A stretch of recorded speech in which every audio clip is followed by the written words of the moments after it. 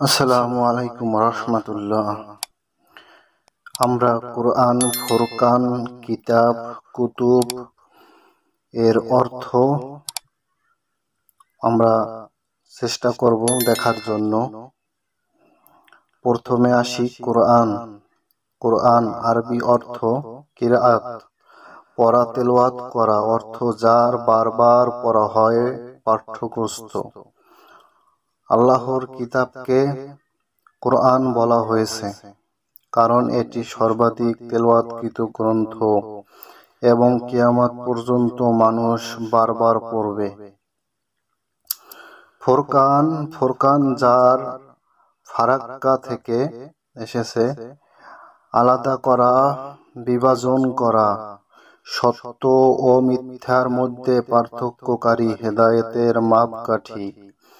কোরআনকে ফুরকান বলা হয় কারণ এটি হলো হক, সত্য আর বাতিল, মিথ্যা, হালাল আর হারাম, ঈমান আর কুফর সব কিছুর মধ্যে পরিষ্কার পার্থক্য করে দেয়।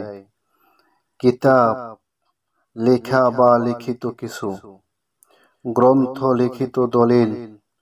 কোরআনকে কিতাব বলা হয় কারণ এটি আল্লাহর লিখিত নির্দেশ সংরক্ষিত গ্রন্থ।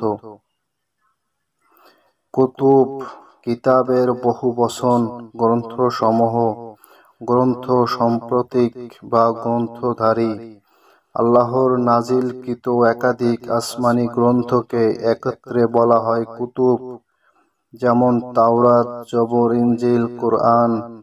আর কুতুবি বলতে বোঝায় গ্রন্থ সংক্রান্ত বা যার সাথে গ্রন্থের সম্পর্ক আছে।